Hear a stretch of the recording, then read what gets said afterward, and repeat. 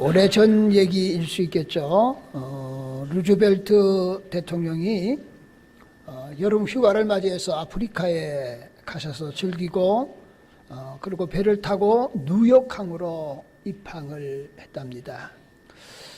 그때 이제 뉴욕 시장을 비롯해서 수많은 한영 인파가 나왔고, 그 다음에 군악대가 나와서 한영을 했다는 거예요. 근데 뭐 때문에 간 겁니까? 휴가 즐기러 갔다 왔는데 말입니다. 그런데 그 배에 40년 동안 사역을 마치고 은퇴해서 고향으로 돌아오는 선교사님이 계셨습니다. 그런데 그분도 이제 뉴욕항에 입항했는데 한 사람도 마중 나온 사람, 환영하는 사람이 없었다는 거예요. 그래서 선교사님이 이런 생각을 하는 겁니다. 내가 오랜 세월 동안 여러 가지 위협과 악조건 가운데서도 복음 사역에 충성되이 일을 했는데 한 사람도 나를 알아주는 사람, 환영해 주는 사람도 없어서 서운한 마음이 생기는 거예요. 그래서 하나님, 내가 너무 기대하지는 않았지만은 그래도 너무하신 거 아닙니까? 하나님, 불공평합니다. 그렇게 말을 했다는 거예요. 그랬더니 마음속에 하나님의 음성이 들려오더래요. 이렇게 말씀하시더랍니다. 아직 너는 너희 집에 돌아온 것이 아니다. 내가 지금 모든 것들을 보고 있다는 거예요. 그리고 너가 진정으로 너희 집으로 돌아오는 날, 지금 환영하는 이 환영 인파 군악대 비교할 수 없는 천군 천사들의 환영을 너가 받게 될 것이다. 그런 마음이 하나님의 음성으로 들려오더래요. 그래서 선교사는 다시 한번 울었다는 거 아닙니까? 하나님의 사랑과 하나님의 공의와 하나님의 그 선하심을 의심한 것에 대해서 회개하고 눈물을 흘렸대요. 사랑하는 성도 여러분들, 누가 나를 기억해 주지 않는다고 실망하지 마시기를 바랍니다. 그리고 올 한 해도 변함없이 겸손한 마음으로 하나님의 말씀을 부여잡고, 그리고 우리의 부르신 그 부름의 상을 향하여 달려가는 그런 복 있는 저와 여러분이 될 수 있기를 예수님의 이름으로 축원합니다. 오늘은 우리 읽었지만은 룻기서를 통해서 함께 은혜를 나누고자 합니다. 여러분, 룻기서의 배경을 보면은 먼저 이제 베들레헴이라고 하는 고향 땅에 사는 엘리멜렉이라고 하는 가정이 나옵니다. 그분이 결혼했는데 아내의 이름은 나홈이라고 하는 여인이에요. 근데 아들을 낳습니다. 두 아들이에요. 말론과 기론이라고 하는 두 아들을 낳게 된 겁니다. 그런데 베들레헴에 사는데 근데 그 땅에 흉년이 들게 되었다. 그래서 모압으로 내려갔다가 그가 말할 수 없는 인생의 밑바탕의 길에 내려가게 되고 하나님의 극적인 은혜로 회복되어지는 과정이 룻기서에 기록되어져 있는 그런 말씀입니다.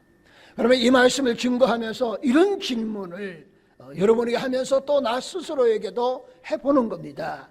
고난이 닥치고 그리고 그 고난이 어려움으로 점점 심해질 때에 그런 상황 가운데서도 우리 하나님의 사랑을 확신할 수 있는가 하는 거예요. 고난이 지금 닥쳐왔습니다. 그 어려움이 점점점 더 심해지는 거예요. 그 심각성이 이루 말할 수 없습니다. 오늘 룻기서에 나오는 인생의 밑바탕까지 내려가는 거예요. 그런 상황 가운데서도 하나님의 사랑은 변함없다. 하나님은 나를 사랑하고 계신다. 과연 그런 상황 가운데서도 우리가 확신할 수 있느냐라고 하는 거예요. 그리고 한 걸음 더 나가서 그런 절망적인 순간에도, 그런 슬픔의 순간에도 희망과 기쁨을 넘치는 삶으로 변화시킬 수 있겠는가? 내 몸 하나 지탱하기도 어려운데 말입니다. 그런데 말이에요, 오늘 읽은 룻기서는 이런 상황에 놓인 모든 분들을 위한 하나님의 말씀이 기록되어져 있는 그런 말씀이에요. 하나님의 백성이 된 우리들에게 절망과 시리에 빠져 있을 때에 헤세드, 다시 말하면은 하나님의 변함없는 사랑과 은혜를 깨닫게 하시고, 그러고는 그 가운데서 희망과 기쁨으로 살아날 수 있는 능력과 힘을 주시는 하나님의 귀한 말씀이 되는 줄로 믿습니다. 여러분, 룻기서의 시대적인 배경을 우리가 간단하게 살펴보면요, 여러분 1장 이제 1절에 사사시대였다. 그리고 사사시대에 일어난 일들에 대해서 성경이 기록하고 있습니다. 우리가 아시는 것처럼 430년 동안 이스라엘 백성이 애굽에서 종살이 하잖아요. 하나님의 은혜 가운데 모세를 통해 40년 광야 생활을 마무리하고 여호수아를 통해서 하나님의 약속의 땅, 젖과 꿀이 흐르는 땅, 언약의 땅, 가나안 땅으로 들어갑니다.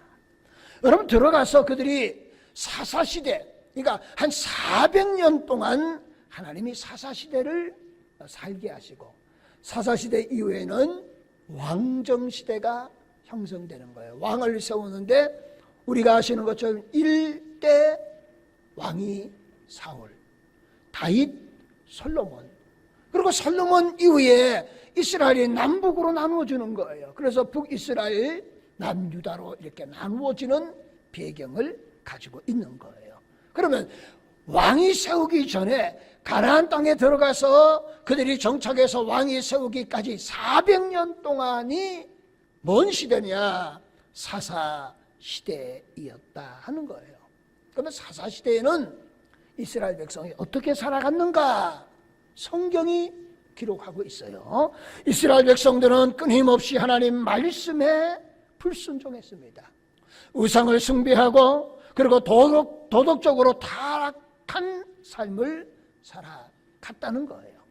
그럴 때마다 하나님께서는 이웃 나라를 들으셔서 그들을 심판의 도구로 이스라엘 백성을 침략하기도 하고 정복하기도 하고, 그래서 이스라엘 백성이 조공을 바치게 만들게 하기도 하고, 하나님이 그렇게 하셨다는 거예요. 그런데 이런 고통 가운데 이스라엘 백성은 하나님의 도움을 요청하고 회개하고 그들이 하나님께로 돌아옵니다. 하나님이 사사를 세우셔서 그 나라를 구원해 주시는 거예요. 이런 것들을 사사시대에 400년 동안 자그마치 6번이나 반복했던 시대가 어떤 시대냐? 사사시대이었다 하는 거예요. 그럼 왜 이런 일이 계속해서 반복되어졌느냐 그러면은, 여러분 이제 사사기 보면은 사사기 21장이 마지막 장이에요. 그리고 25절이 마지막 절이에요. 그러니까 오늘 여러분 본문을 읽으셨으면은 앞으로 한 장만 넘기면은 사사기 마지막 장과 절이 나오는 겁니다. 그 마지막 21장 25절 말씀에 이렇게 성경은 기록하고 있습니다. 그때에 이스라엘에 왕이 없으므로 사람이 각기 자기의 소견에 옳은 대로 행하였더라. 이걸 우리식으로 말하면은 사사시대에 사는 사람들이 자기 멋대로 자기 마음대로 살아갔다. 하나님 말씀대로 살아가지 아니했던 사람이었다는 거예요.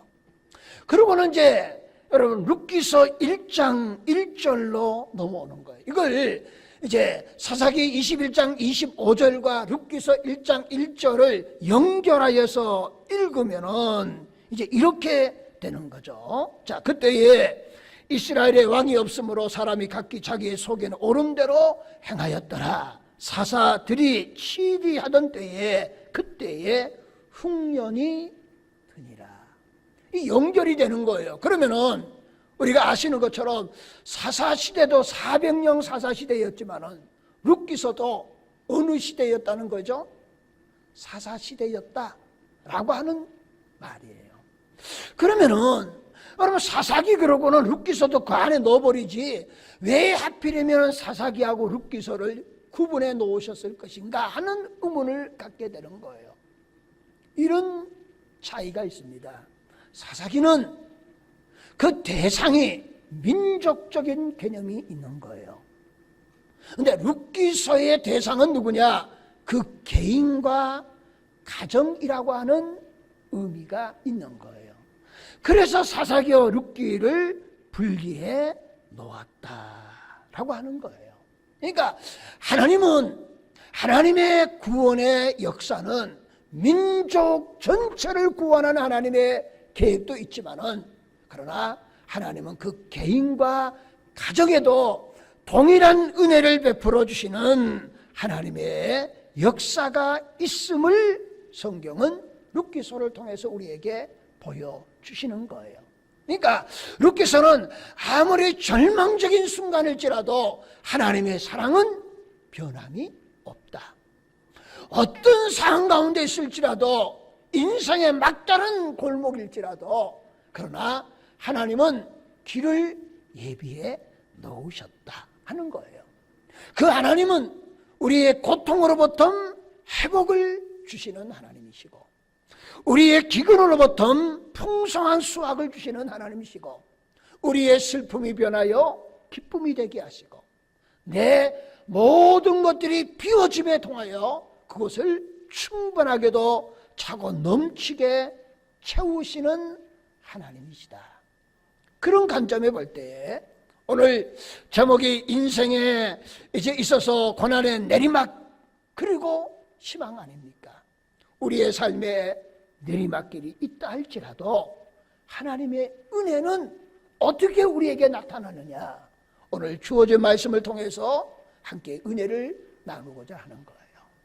그 가운데 첫 번째는 고난 또는 고통입니다. 여러분 이 땅을 살아가는 사람들 가운데 고난 없는 사람 있나요? 고통 없는 사람 있나요? 여러분 고난을 원하고 고통을 원하는 사람은 하나도 없을 거예요. 그런데 내 삶의 현장에서 고난과 고통이 있다라고 하는 일이에요. 여러분 룻기서를 보면은 그 고난이 얼마나 심각하면은 얼마나 비극적이고 슬픈 상황에 처해 있는가를 우리가 보게 되는 겁니다. 그걸 한번 역사적으로 한번 찾아보는 거예요. 자, 1절에 이렇게 말합니다. 사사가 다스렸던 시대였다. 그런데 이들이 어디가 고향이냐? 베들레헴이 고향이었어요. 그런데 그 베들레헴 땅에 뭐가 들었다는 겁니까? 기근이 들었다는 거예요. 흉년이 들었다는 거예요. 그러면은 다시 한번 생각해 볼까요? 사사시대에는 여러분 이웃 나라를 심판의 도구로 사용하거나 그 땅에 기근이 들거나 가뭄이 들거나 흉년이 들거나 하는 것들은 그냥 되어지는 것이 아니라 뭐 때문에 그런 거라고요? 그들이 하나님 앞에 범죄했기 때문이다. 하나님을 떠난 결과물이었어요. 하나님이 그들을 심판하신 거예요. 그게 여러 가지 나라를 통해서 들어 쓰시기도 하고 아니면 기근이라고 하는 흉년이라는 것을 통해서 하나님이 사용하셨다라고 하는 사실이에요. 그래서 1절과 2절 말씀에도 거기에 대해서 자세히 설명하고 있습니다. 제가 1절과 2절을 다시 한번 읽어보겠는데요. 사사들이 치리하던 때에 그 땅에 흉년이 드니라. 2절이 이렇게 말합니다. 유대 베들레헴의 한 사람이 그의 아내와 두 아들을 데리고 모압 지방에 가서 거류하였는데 그 사람의 이름은 엘리멜렉이요 그의 아내의 이름은 나음이요 그의 두 아들의 이름은 말론과 기론이니 유다 베들레헴 에브랏 사람들이라. 그들이 모압 지방에 들어가서 거기 살더니 라고 말하는 거예요. 여러분 성경을 자세히 보면은 흉년이 든 겁니다. 이게 하나님의 사랑의 매예요. 근데 흉년이 드니까 자 엘리멜렉이 어디로 내려간 겁니까? 모압으로 내려갔다 하는 거예요. 여기에 고통과 고난의 시작점이 되는 거예요. 다시 볼까요? 이스라엘 백성 예루살렘 아니면 이제 고향은 베들레헴입니다. 그런데 왜 베들레헴 때문에 기근이 들었느냐?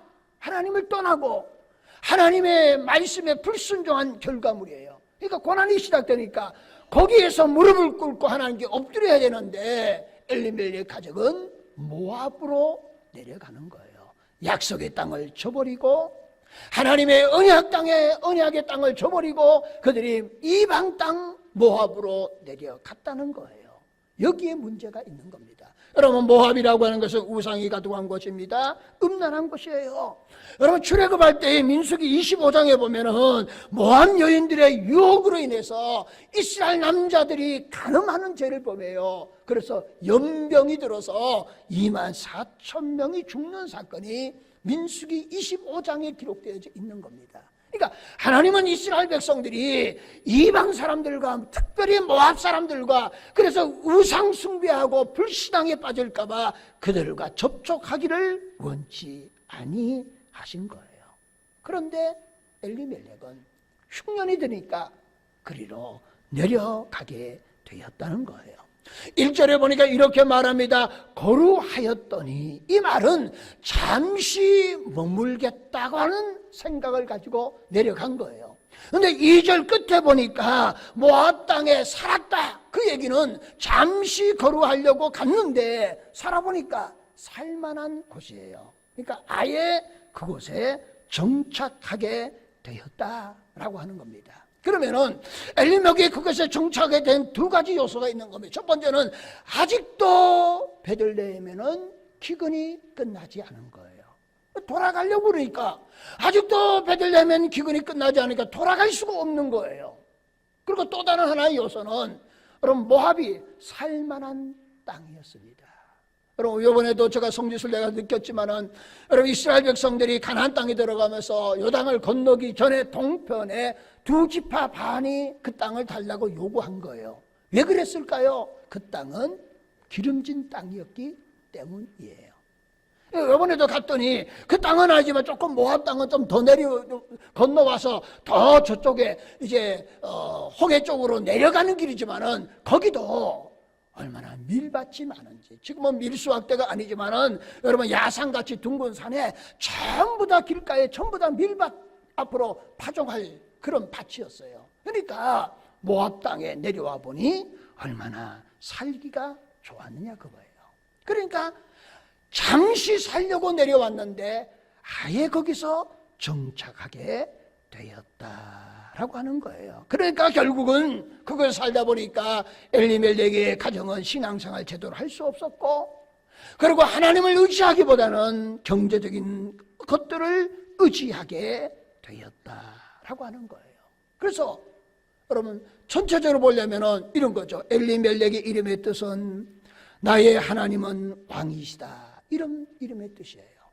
근데 사사시대에 자기의 소견에 좋은 대로 행하였더라, 그럼 왕이라고 인정하지 않고 자기의 소견대로 모압으로 내려갔던 엘리멜렉의 모습을 보게 돼요. 여러분, 나오미의 이름의 뜻이 뭡니까? 기쁨이라는 뜻이에요. 근데 나중에 나오미가 너무 괴로우니까 내 이름을 기쁨이라 말하지 말고 내 이름을 말하라. 말하는 뭡니까? 쓴다고 하는 의미예요. 그러니까 기쁨이 사라지고 슬픔이 가득하다라고 하는 거예요. 여러분, 아들을 낳았는데 성경에 보니까 아들을 낳아서 그리 어느 가가 이미 베들레헴에서 두 아들을 낳아서 넘어간 것 같아요. 근데 그 아들의 이름도 희한하게 말론이라고 이름의 뜻은 약하다, 열매가 없다는 뜻이에요. 기론이라고 하는 이름의 뜻은 깨어지다, 수척하다, 이런 이름의 뜻이에요. 그러니까 보세요. 하나님 천지 만물을 창조하시고 하나님의 형상대로 창조된 아담과 하와를 그 천지 만물을 다 다스리는 그런 권한을 그에게 주셨다는 거예요. 그런데 그가 하나님 말씀에 불순종하고 하나님을 떠나니 결국은 에덴 동산에서 쫓겨난 거예요. 여러분, 인간의 비극은 어디서부터 시작되느냐 하는 거예요. 하나님을 떠남으로 시작되는 거예요. 하나님을 떠나는 순간에 인생의 고난과 고통은 시작된다는 거예요. 그가 아무리 힘들어도 베들레헴에 그냥 있어야 되는 거예요. 흉년이 드니까 여러 가지 인간적인 생각 때문에 그가 모압으로 내려간 거예요. 그게 뭡니까? 하나님을 떠난 거예요. 죄악으로 향하는 그의 모습을 우리가 보게 된다라고 하는 사실입니다. 사랑하는 성도 여러분들, 이스라엘의 흉년의 주심을 멸망이 아니라 하나님은 그들에게 더 큰 은혜를 주시려고 하시는 하나님의 사랑의 메시지인 줄로 믿습니다. 그런데 우리는 흉년이 들면은, 어려운 일을 당하면은 내가 하나님께 엎드리려고 하지 않고 여러 가지 핑계와 유혹거리를 대면서 세상으로 향하고 세상 하나님을 떠나서 세상의 방법으로 살아가려고 하는 우리의 어리석은 모습들을 보게 된다는 거예요. 오늘 저와 여러분 가운데 예수를 믿는 그리스도인임에 불구하고 엘리멜렉 같은 신앙의 사람들이 있다는 거예요. 하나님의 뜻이 어디에 있는가? 하나님의 뜻을 찾고 하나님의 뜻대로 살려고 하는 자가 아니라 어려운 문제를 당하면 자신의 계획과 감정에 따라서 살아가려고 하지는 않는가 하는 거예요. 오늘도 엘리멜렉 같은 신앙의 사람들, 생각을 가지고 살아가는 사람이 있습니다. 먹고 사는 문제, 이것만이 내 인생의 전부인 것처럼 생각하는 거예요. 자녀가 출세하고 잘 되는 것, 그것만이 유일한 희망이고 소망으로 생각하는 겁니다. 그러나 그거보다 더 큰 것은 여러분, 내가 하나님 앞에 바르게 서는 것이고 내 자녀들이 하나님 앞에 바르게 서는 거예요. 얼마큼 성공하고 출세하느냐, 그러나 그 성공 출세에 결코 오래가지 못한다는 거예요. 그럼에도 불구하고 엘리멜렉처럼 흉년이 드니까 모압으로 내려가는 거예요. 그래서 내 자녀가 잘되고 성공하고 출세하고 누구보다 더 많은 것을 가지고 이것들을 위해서라면 세상에 어떤 것들과 타협할 수 있는 준비가 되어져 있는 그런 불신앙의 생각과 계획을 가지고 주님을 믿는다고 말을 하고 있지는 아니한가 하는 거예요. 오늘 우리의 신앙의 영혼이 병들어 있지는 않습니까? 세상의 삶은 풍부하지만은 그러나 하늘의 양식이 말라서 기근 가운데 있는 우리들은 아닌가를 다시 한번 깨달아 볼 수 있기를 소망합니다. 하나님 우리에게 고통을 주시는 것은 우리에게 고통으로 끝나게 하시려고 하시는 것이 아닙니다. 세상을 향했던 우리의 마음과 눈을 돌이켜서 하나님을 바라보게 하시고 하늘의 양식과 하나님의 말씀을 부여잡고 살아가도록 하시는 하나님의 은혜의 방편인 줄로 믿습니다. 그러므로 모든 것들이 협력하여 선을 이루시는 하나님의 은혜를 믿을 수 있기를 축원합니다. 그래서 인생의 내리막길 어려움이 올수록 여러분 피하지 마시고 하나님 앞에 엎드리는 은혜가 있어야 되겠다. 두 번째는 오늘 이 엘리멜렉의 가정을 통해서 비워지심의 은혜예요. 여러분, 우리가 우리의 삶의 현장에서 내 나름대로 똑똑하다고 생각하지만은 그러나 하나님 앞에 볼 때는 우리 모든 인간은 어리석기 짝이 없다라고 하는 사실입니다. 여러분, 엘리멜렉이 흉년이 되니까 약속의 땅을 떠난 거예요. 이게 문제였습니다. 그러나 보세요, 엘리멜렉의 생각에는 이런 겁니다. 양식이 부족하니까 거기서 영원히 모압에서 살려고 떠난 것은 아닐 거예요. 잠시 그러다가 회복되면은 다시 베들레헴으로 내려오려고 다시 오려고 생각한 거예요. 그래서 현명한 선택이라고 생각하고 계획을 갖고 내려간 거예요. 근데 보세요, 엘리멜렉의 계획은 결코 오래가지 못했다는 거예요. 여러분, 우리가 하나님을 떠난 어떤 계획 생각들이 현명한 지혜로 판단이라고 생각하지만은 여러분, 그것이 결코 내 계획대로 되지 않는다는 거예요. 내 계획이 결코 오래가지 못한다는 사실을 룻기서를 통해서 우리에게 보여주시는 거예요. 여러분, 엘리멜렉 그런 자신의 가정을 모압에 가서 다시 한번 일으켜 세워보고자 하는 그런 비전을 가지고 꿈을 가지고 모압에 내려왔을 거예요. 그런데 성경은 3절에 이렇게 기록하고 있습니다. 나오미의 남편 엘리멜렉이 죽고 나오미와 그의 두 아들이 남았으며. 여러분, 엘리멜렉이 모압에 내려갔다가 자신이 죽을 줄은 꿈에도 생각하지 못했을 거예요. 그런 계획은 자기의 속에 없었어요. 모압에 가서 잘 살고 뭐 하나님의 언약 약속보다는 내가 잘 살고 내 가정이 잘 되는 것이 중요한 거예요. 그래서 내려온 거예요. 그런데 정작 자신이 죽었다는 거예요. 여러분, 내가 계획하고 내가 생각한 대로 되면 얼마나 좋겠어요. 또 되는 것이 은혜고 축복인 것 같은데 내 계획대로 되는 것이 은혜고 축복이 아니라 오히려 저주일 수가 있는 거예요. 내 계획대로 안 되는 것, 하나님 뜻대로 되는 것이 은혜고 축복임을 믿을 수 있기를 축원합니다. 그러니까 인간이 하나님 앞에 어리석기 그지 없다라고 하는 사실을 본문을 통해서 보게 되는 거예요. 그러니까 우리는 하나님 안에 하나님께 붙어 있는 것만이 유일한 희망이고 소망인 줄로 믿습니다. 하나님을 떠나는 순간에 우리의 계획은 영원하지 않다 하는 거예요. 자, 남편이 죽은 거예요. 그러면은 남편이 엘리멜렉이 잘못 판단했다 생각하고 나오미는 그걸 깨닫고 보따리 싸고 베들레헴으로 돌아가면 될 거 아니에요. 그런데 부부는 꼭 시험 들 때는 부부가 평상시에는 마음이 하나가 안 되다가 시험 들 때는 또 하나가 되는 거예요. 나오미가 하나님이 남편이 죽음을 통해서 베들레헴을 돌아오라고 하는 하나님의 사임에도 불구하고 여러분 그 메시지를 무시해버리고 나오미는 다시 모압에서 정착하기를 시작하는 거예요. 보세요. 여러분 성경에 보니까 4절 말씀이 거기에 대해서 이렇게 기록하고 있습니다. 그들이 모압 여자 중에서 그들의 아내를 맞이하였는데 하나의 이름은 오르바요 하나의 이름은 루시더라. 그들이 거기서 거주한 지 10년쯤 되었다. 이 말씀은 뭔 얘기예요? 보세요. 인간의 어리석음이 얼마나 심각한가를 보여주는 거예요. 남편이 죽으면 보따리 사고 베들레헴 올라가면 되는 거예요. 그런데 나오미에게는 믿는 구석이 있어요. 뭐가 있을까요? 2 아들이 있다는 거예요. 남편이 없어도 하나님이 없어도 내가 기댈 만한 것이 있다는 거예요. 그게 오늘 나오미는 2 아들인 것처럼 우리에게도 다른 대상일 수가 있다는 거예요.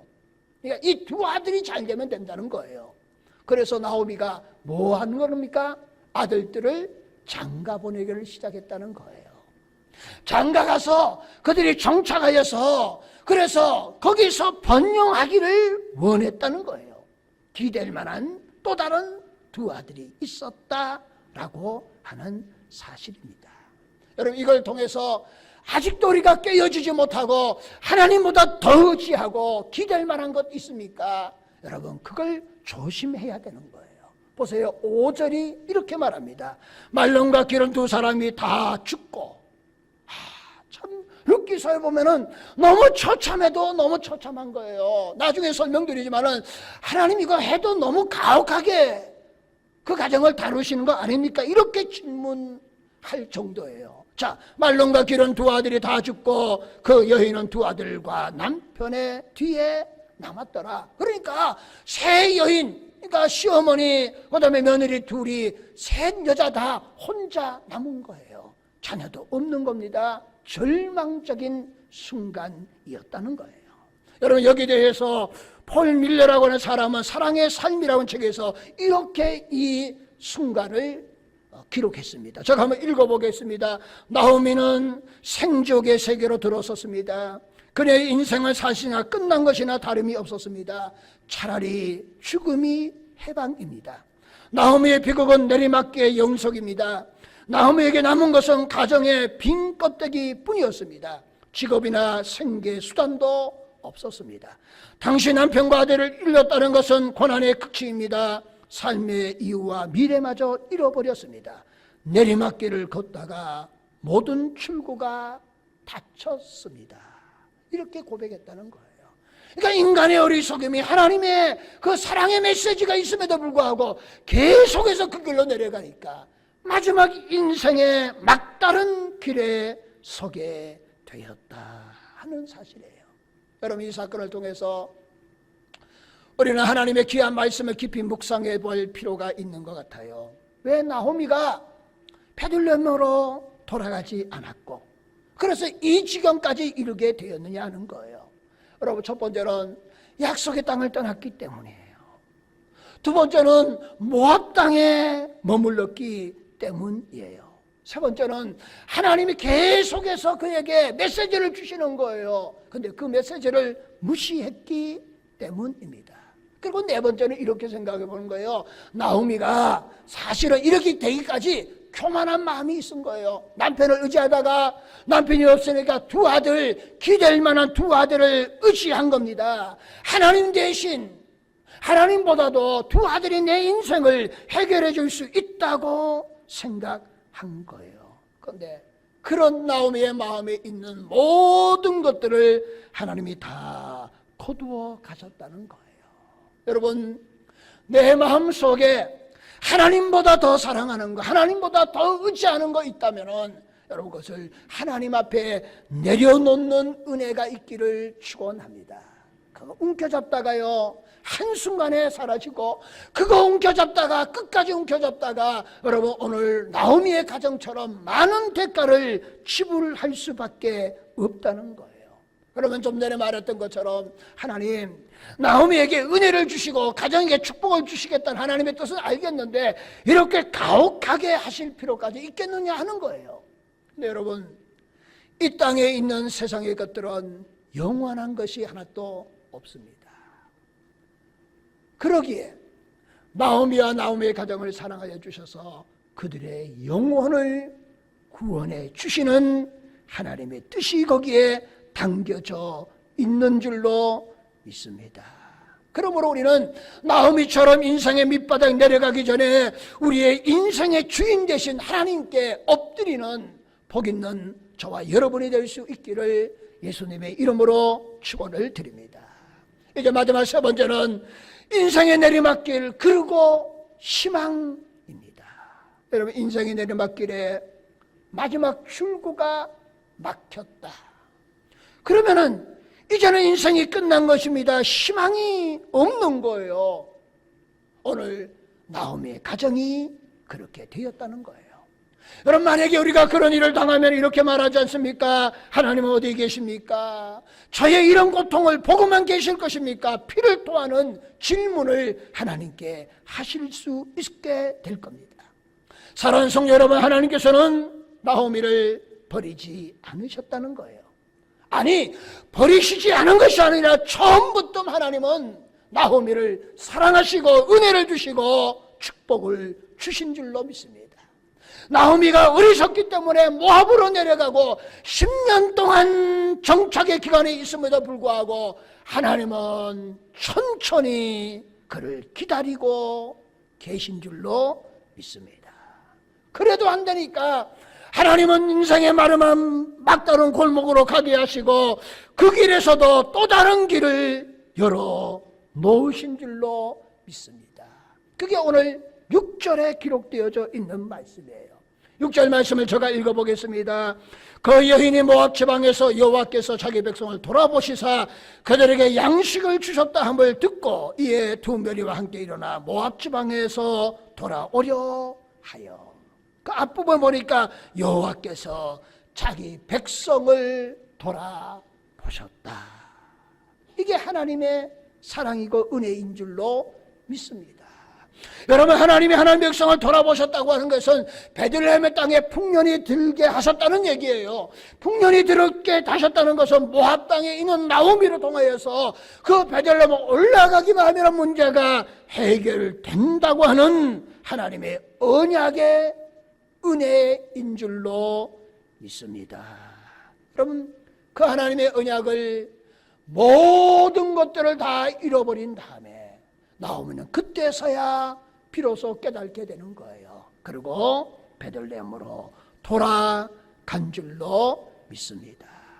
여러분, 인생의 막다른 골목, 길이 없고 답이 없고 방법이 없다 할지라도 절망의 순간에도 여러분, 하나님의 은혜는 우리에게 있음을 기억할 수 있기를 축원합니다. 그러면서 여러분, 룻기서를 통해서 우리가 볼 수 있는 거예요.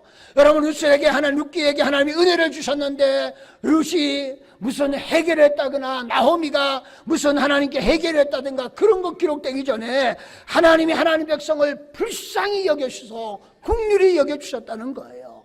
그들이 죄악이 그들의 불순종이, 그들의 교만이 그들에 있음에도 불구하고 하나님은 그것을 초월하셔서 희망의 문을 열어놓으신 줄로 믿습니다. 우리가 부족하고 연약할지라도 하나님은 그것까지 포용하시면서 우리에게 은혜와 복을 주시는 하나님이신 줄로 믿습니다.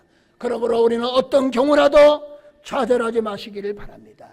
하나님을 바라보시기를 바랍니다. 희망이 있고 소망이 있는 줄로 믿습니다. 여러분, 인생의 내리막길, 하나님을 원망하지 마세요. 인생의 내리막길에서 낙심하지 마세요. 인생의 내리막길에서 세상을 바라보지 마시고 인생의 내리막길일수록 하나님 앞에 더 엎드리는 은혜가 있기를 축원합니다.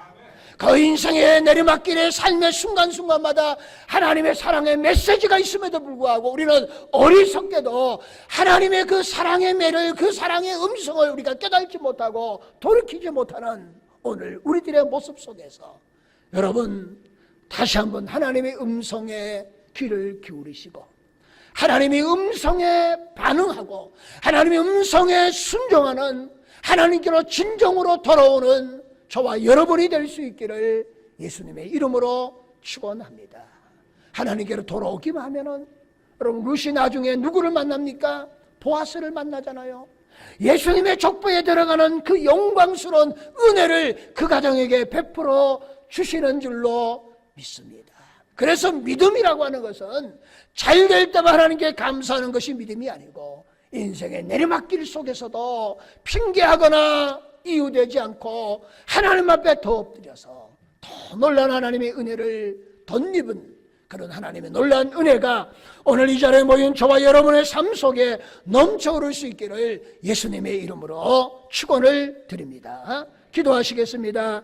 하나님, 인생의 내리막길 속에서도 하나님은 결코 외면하지 않으시는 하나님, 그리고 오랫동안 인내하시고 참고 기다리셨던 하나님이심을 깨닫게 하여 주시옵소서. 우리가 하나님께 돌아가기만 하면 되는데도 하나님께 돌아가지 못하고 세상의 것들에 마음과 눈이 멀어서 하나님을 떠나서 불순종 가운데, 불신앙 가운데 살아갔던 우리들의 모습을 보게 됩니다. 이제 하나님, 이 모든 것들을 내려놓고 베들레헴 땅에 단비를 주셨듯이 우리의 영혼에 은혜의 단비를 내려주시고, 그리고 나오미의 가정에 룻에게 은혜를 베풀어 주셨던 것처럼 오늘 우리들의 개인과 우리의 가정과 우리들의 자녀 위에 하나님의 은혜를 베풀어 주시옵소서. 우리의 가정이, 우리의 자녀들이 주 안에서 형통하게 하시고 믿음에 굳게 서게 하시고 인생의 내리막길 속에서도 더 하나님을 의지하여서 베들레헴으로 올라가는 거룩한 하나님의 역사가 우리의 가정과 자녀와 삶 속에 일어나도록 축복하여 주시옵소서. 예수님의 이름으로 기도하옵나이다. 아멘.